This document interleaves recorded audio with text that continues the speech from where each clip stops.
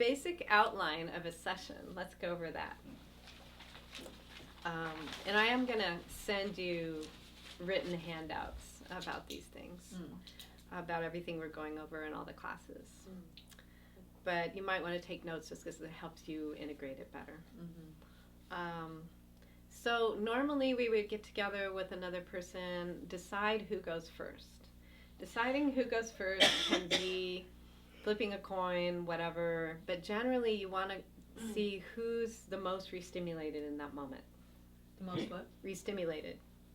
Who's the most triggered? So, who's having the worst day? And that person should be the client first. If you're both feeling great, that's great. If you're both feeling kind of like you're really struggling, then what you can do is trade a mini session first. You can just do 10 minutes each way, or give 10 minutes to the person that is going to be the counselor first, so they can just kind of blow off some steam and get their attention back, and that usually works. So you decide who's going to go first and how long you're going to do it, although you've probably decided that already before you show up at the session. And then you ground. You take a moment, you both ground yourself, and while you're grounding, the counselor is clearing their energy and getting centered and preparing to give attention for the other person. While the other person's grounding, they're internalizing, kind of introspecting, like, what do I want to work on? How do I want to use this time? But you're basically both just getting present. And we'll also be doing other practices that we learn through the weeks, like clearing and centering ourselves. We haven't gone over those yet. And that's the time to do that.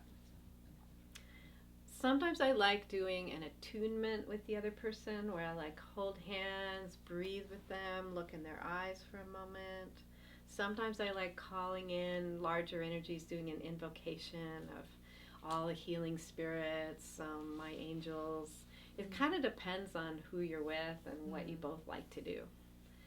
But you're basically just getting present, tuning to each other, and setting an intention, calling in larger energies, that kind of thing. And that can just be a few seconds, like a sentence or a breath, or do an om together, or anything like that. It's kind of up to you.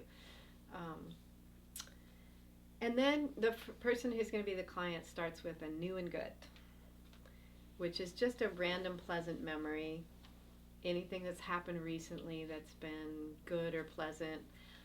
You basically want to stay with a new and good that's not like an absence of something bad. Like, wow, I almost ran into a pole in my car, but I didn't. It's not really a new and good. Okay. It's kind of a, boy. So you want to think of something that was actually pleasant or nice or good. Do you think you would start with a new and good? Put it all into perspective. Put it into perspective.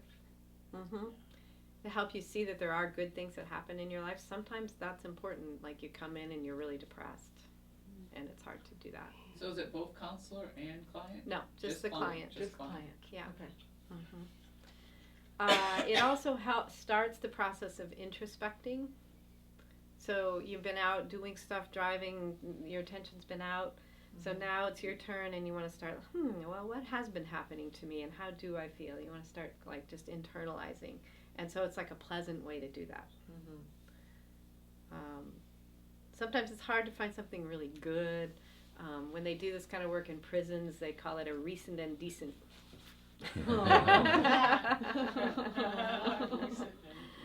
Yeah.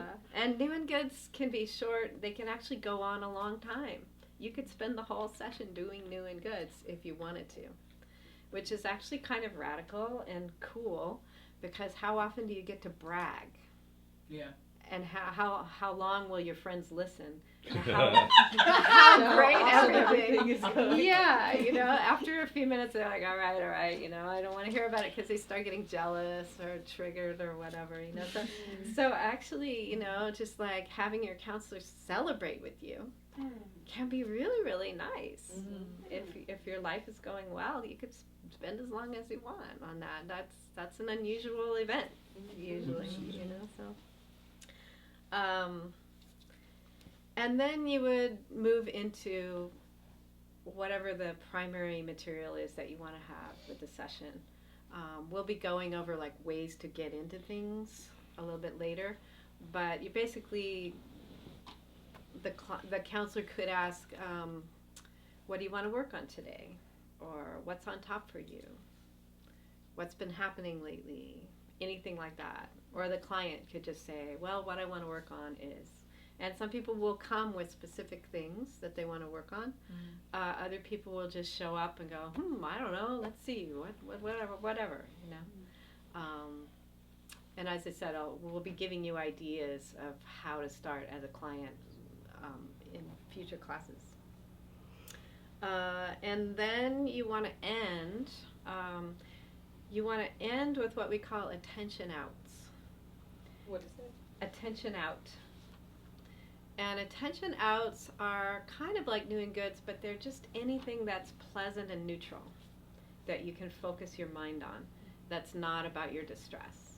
So one good attention out is just looking around the room and noticing something that you think is interesting or you like. Or you can count how many things are blue in the room. You can ask questions about what are you going to do next that you're looking forward to. You can ask silly things like, tell me about what's on the door of your refrigerator. Or what's in the door of your refrigerator. Anything that's like pleasant and neutral. What's the movie you saw recently that you liked? Tell a story using 3 random words. You could play all kinds of little games. Some people like math problems, like count forward by 5 starting with 3. Other people, that will totally trigger them. So you're basically just trying to get your attention out of your emotional state into a rational thinking state where you can drive home and be in the age that you are now rather than 5 years old or wherever you were remembering about, right? So new and goods can be really fun. Attention outs can be really fun. And the more intensely the person has been working, the longer they need for that. So if it's about 10 minutes to the end of the session and they're really deeply sobbing, you're probably going to need that 10 minutes to come out. So you probably want to tell them, in a few minutes we need to finish up, and then start bringing it down and resolving and working to close the session, which we're going to talk about more also. And then spend a few minutes doing attention outs. Standing up and moving around is a really good thing to do. Drinking water, eating something, all of those things ground you and get your attention out. But you have to work on it a little bit more depending on, if you've just been kind of lightly talking, laughing, animated talking, then you probably don't need a lot of attention out. It just helps you transition so you don't stay back in that state. And also, if it's the first client, they are going to need to transition so they can counsel you, right? So you want them to get their attention out so that they can give you attention. And then you would ground again. You would just take a moment to be silent and ground and clear the energy. And when you're doing that, as a counselor, you're just coming back into your own space, centering yourself, separating out, and the client is just clearing and getting ready to do the next thing. And then you switch, or then you leave, depending if that's the second session. So that format is very helpful do. And it's kind of useful to have a little list of it at first so you can remember it.